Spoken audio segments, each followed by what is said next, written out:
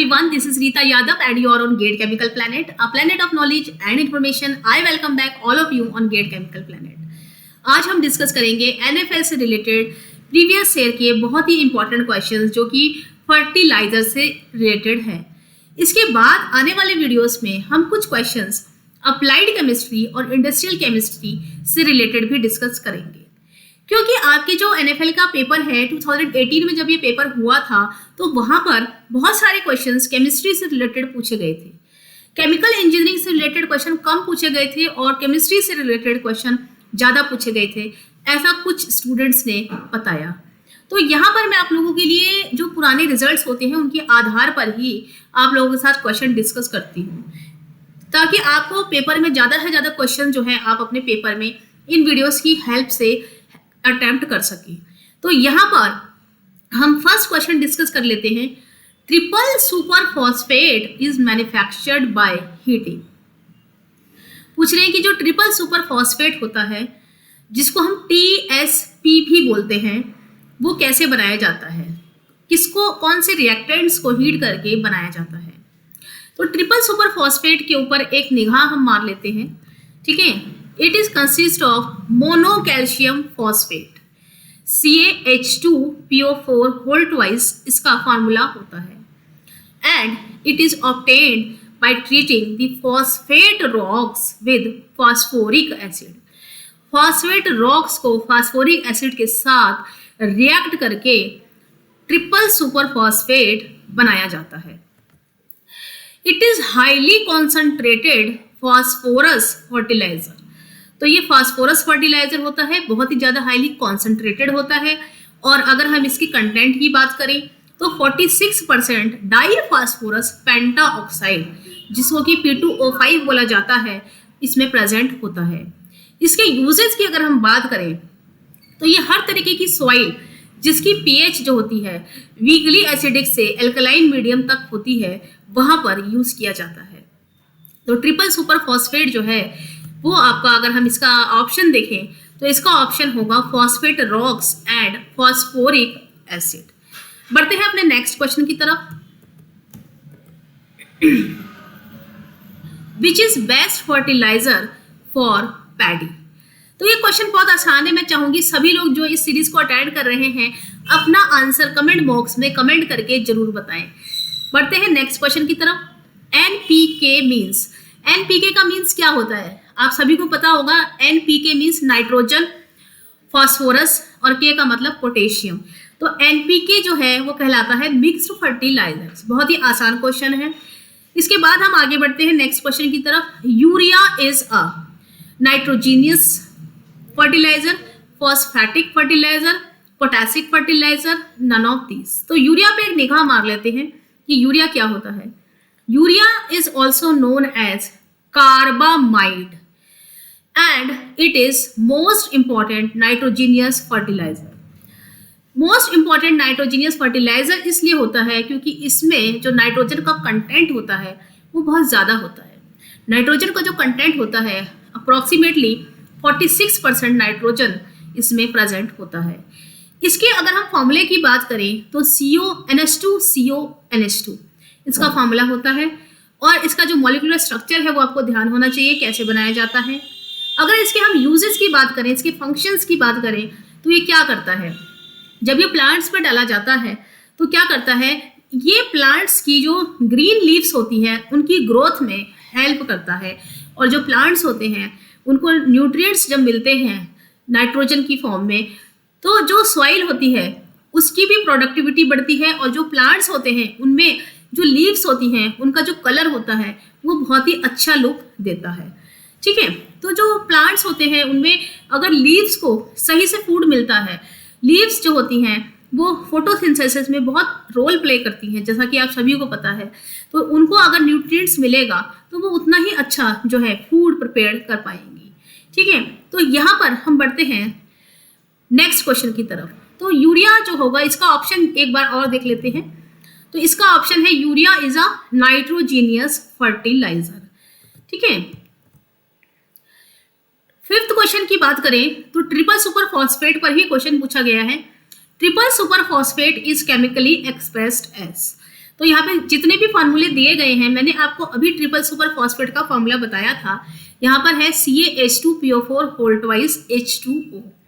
तो यहाँ पे इसका फार्मूला होगा CaH2PO4 होल ट्वाइस H2O। ठीक है, H2O रहेगा। तो यहाँ पे हम पढ़ते हैं नेक्स्ट क्वेश्चन की तरफ। The formula of triple super phosphate is, already मैंने आपको बता दिया है, आप आंसर यहाँ से चेक कर सकते हैं। और इसका मैंने आपको जो है कॉम्पोजिशन भी बता दिया है। 43 to 44 to 46, मैक्सिमम 46% P2O5 जो है इसमें प्रेजेंट होता है। तो यहाँ से आप इसका फार्मूला जरूर याद कीजिएगा। Rock phosphate constituents mainly of, कह रहे हैं जो रॉक फॉस्फेट होता है कॉन्स्टिट्यूट्स मेनली ऑफ, उसमें क्या होता है, उसका मेन कॉन्स्टिट्यूट क्या होता है? डाई अमोनियम फॉस्फेट होता है, डाई कैल्शियम फॉस्फेट होता है, मोनो कैल्शियम फॉस्फेट होता है, या फिर फ्लोरापेटाइट होता है। तो यहाँ पे हम रॉक फॉस्फेट पे एक निगाह मार लेते हैं कि रॉक फॉस्फेट जो है वो क्या होता है। फॉस्फोराइट, फॉस्फेट, रॉक और रॉक फॉस्फेट, इसके सारे नाम हैं। रॉक फॉस्फेट को फॉस्फोराइट भी बोला जाता है, फॉस्फेट रॉक बोला जाता है और रॉक फॉस्फेट बोला जाता है। It is a non detrital sedimentary rock. ये क्या होती है? एक सेडिमेंट्री रॉक होती है and it contain high amount of phosphate mineral. तो ये होती है फ्लोरापेटाइट, इसको बोलते हैं फ्लोरापेटाइट। फ्लोरापेटाइट जो होती है वही इसमें प्रेजेंट होती है। Fluorapatite is a common phosphate mineral. तो ये जो आपको मैंने अभी ये दिखाया है, यही आपका फ्लोरापेटाइट होता है। ये एक सेडिमेंट्री रॉक्स होती है। ठीक है, तो it is calcium fluoride phosphate Ca5PO4 whole thrice capital F। ठीक है, फॉस्फेट कंटेंट की अगर हम बात करें तो वो होता है 4% to 20% फास्फोरस पेंटा ऑक्साइड। ठीक है, P2O5 जो होता है इसमें अप्रोक्सीमेटली 4% से लेकर 20% तक प्रेजेंट होता है। तो जो ये फ्लोरापेटाइट होता है यही एक फॉस्फेट मिनरल होता है, जो मैंने आपको अभी ये पिक्चर दिखाया है। यही आपका रॉक फॉस्फेट जो होता है इसमें प्रेजेंट होता है। ठीक है, तो यहाँ पे जो इसका सही आंसर होगा, रॉक फॉस्फेट का जो मेन कॉन्स्टिट्यूएंट होता है वो होता है फ्लोरापेटाइट। ठीक है, फ्लोरापेटाइट जो है उसका फार्मूला जो है आप जरूर याद कर लीजिए कि फ्लोरापेटाइट का फार्मूला जो है वो क्या होता है और फ्लोरापेटाइट जो है उसको क्या बोलते हैं। ठीक है, तो कैल्शियम फ्लोराइड फॉस्फेट ये होता है इसका फार्मूला। क्वेश्चन नंबर 7 की अगर हम बात करें तो raw material for the production of urea. Urea के प्रोडक्शन में रॉ मटेरियल कौन कौन से यूज किए जाते हैं? Carbon dioxide, hydrogen and nitrogen, they are the main raw material for the production of urea. तो अगर आप यूरिया का प्रोडक्शन की फ्लोशीट देखें तो वहां पर आपको याद होगा कि वहां पे जो बेसिक रॉ मटेरियल्स यूज किए जाते हैं वो होते हैं hydrogen, nitrogen and carbon dioxide. तो इसका करेक्ट ऑप्शन है बी ऑप्शन। 8th क्वेश्चन में पूछा गया है phosphatic fertiliser is graded based on its what content. तो फॉस्फेटिक फर्टिलाइजर जो होते हैं वो जो ग्रेड किए जाते हैं, उनकी जो ग्रेडिंग की जाती है वो P2O5 के बेसिस पर की जाती है। इस क्वेश्चन का आंसर आप जरूर ध्यान से देख कर जाएं, क्योंकि इस तरीके के क्वेश्चन जो हैं वो कई बार पूछे जा चुके हैं। तो ये P2O5 जो है इसके कंटेंट के आधार पर फॉस्फेटिक फर्टिलाइजर की ग्रेडिंग की जाती है। बढ़ते हैं नेक्स्ट क्वेश्चन की तरफ।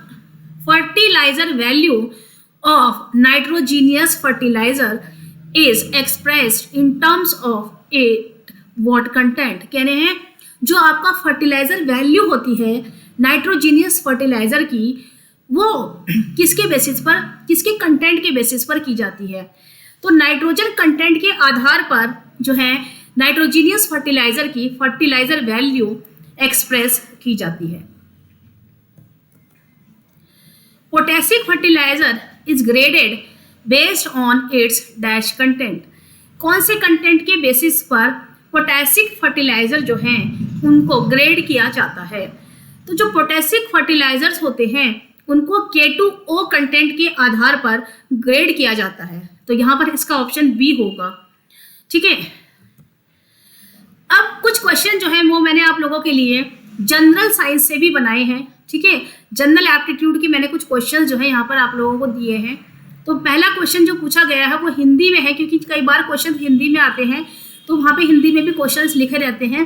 तो जो लोग इंग्लिश में नहीं समझ पाते हैं जनरल स्टडीज़ को, हो सकता है कुछ स्टूडेंट को दिक्कत हो, तो उनके लिए उनके को देखते हुए, उनकी जो आसानी को देखते हुए यहाँ पे कुछ क्वेश्चंस मैंने हिंदी में डाले हैं ताकि वो लोग हिंदी में आसानी से समझ सकें।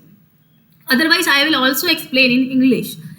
कोशिकाओं का अध्ययन किस शाखा में होता है? In which branch the study of cell is done, ठीक है। तो कह रहे हैं कि जो आपकी सेल की स्टडीज होती हैं वो कौन सी ब्रांच में होती है। तो जो सेल की स्टडी होती है वो कौन सी ब्रांच में होती है, देख लेते हैं। ऑप्शंस क्या हैं? हिस्ट्रोलॉजी, साइटोलॉजी, डेमेटोलॉजी एंड वायरोलॉजी, ठीक है। तो जो आपकी कोशिकाओं का अध्ययन किया जाता है, कोशिका मतलब सेल, सेल का जो अध्ययन किया जाता है, जो स्टडी की जाती है, वो साइटोलॉजी भी की जाती है। तो इस तरीके के क्वेश्चंस जनरल अवेयरनेस में आते हैं, ठीक है। जनरल अवेयरनेस के लिए मैंने आप लोगों को बुक बताई थी, ल्यूसेंट की बुक है, उसे आप जरूर खरीदिए। वो हिंदी में भी आती है और इंग्लिश में भी आती है। अगर आपको जैसा कंफर्ट फील होता है उसके अकॉर्डिंग आप बुक ले सकते हैं। किस शाखा में मधुमक्खी पालन का अध्ययन किया जाता है? सेरिकल्चर, एपीकल्चर, ऑब्रेडिकल्चर या फिर नन ऑफ दिस, इनमें से कोई नहीं। तो मधुमक्खी पालन जो किया जाता है वो आपका किया जाता है एपीकल्चर के अध्ययन में।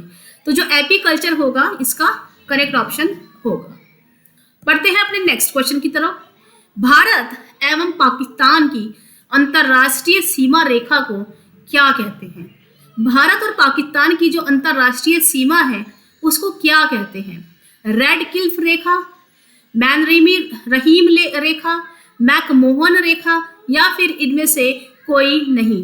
तो भारत और पाकिस्तान की जो अंतर्राष्ट्रीय सीमा रेखा है, ठीक है, इंटरनेशनल बॉर्डर लाइन है, उसको कहते हैं red Cliff line, red Cliff line. Okay, तो यहाँ पे पढ़ते हैं अपने नेक्स्ट क्वेश्चन की तरफ।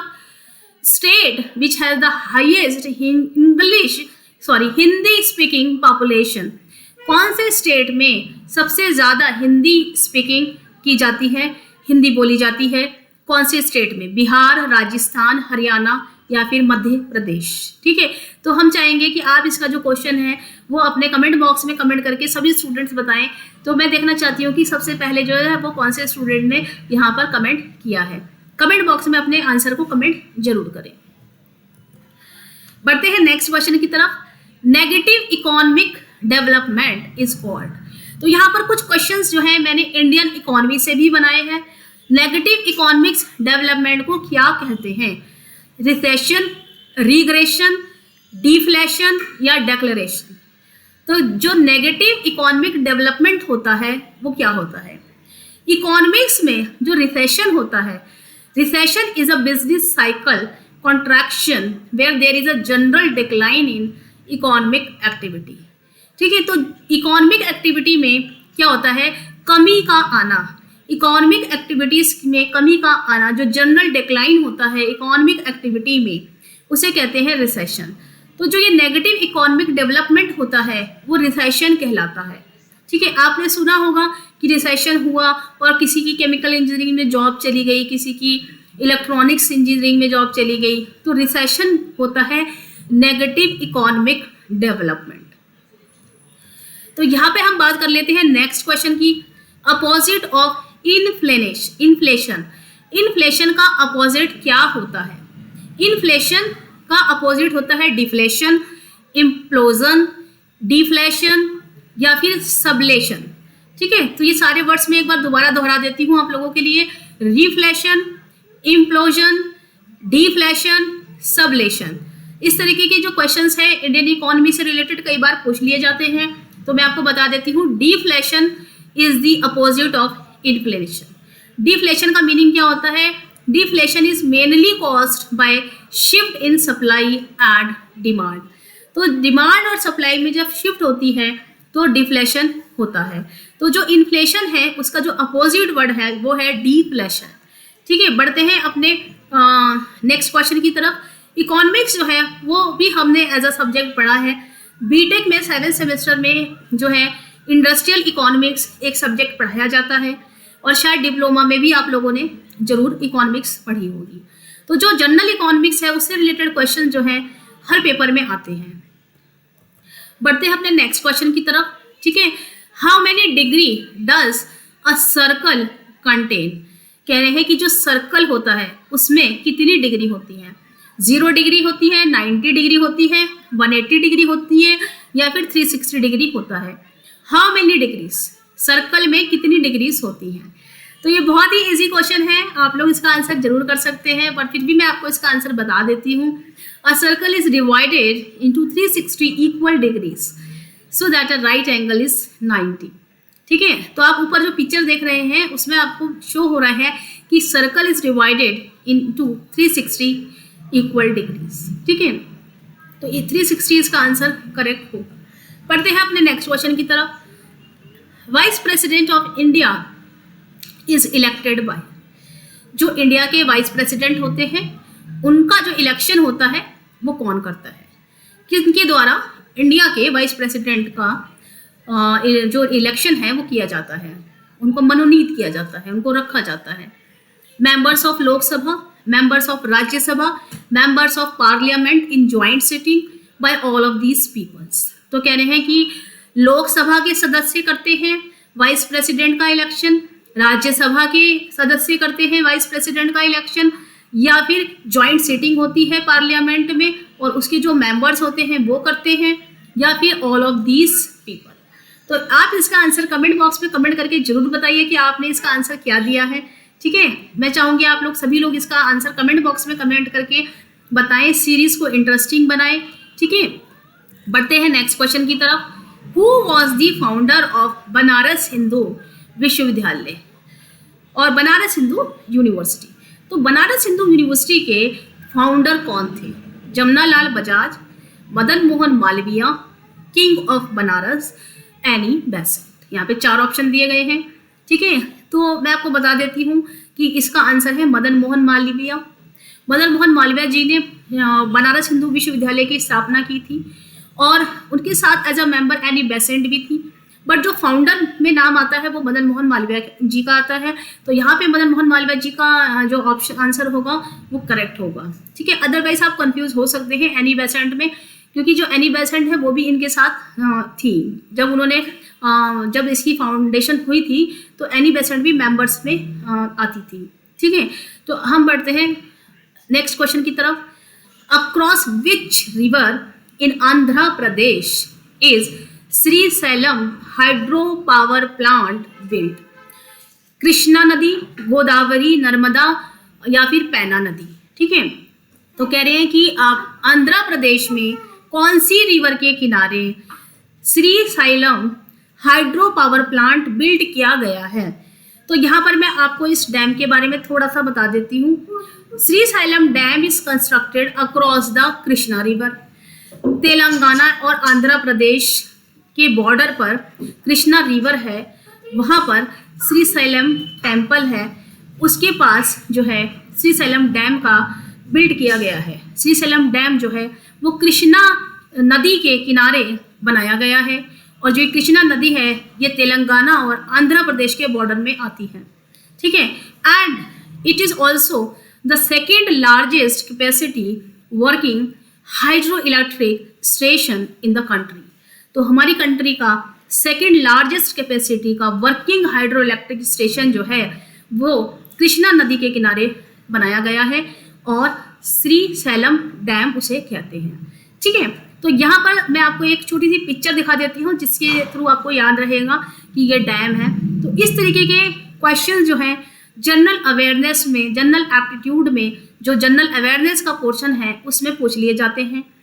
आगे के जो वीडियोस हैं उनमें हम कुछ पोर्शन इंग्लिश का भी डिस्कस करेंगे कि इंग्लिश के किस तरीके के क्वेश्चंस आते हैं, रीजनिंग जो है उसमें कौन से क्वेश्चंस आते हैं।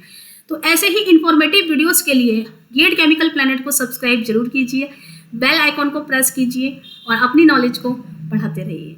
Thank you so much, have a nice day.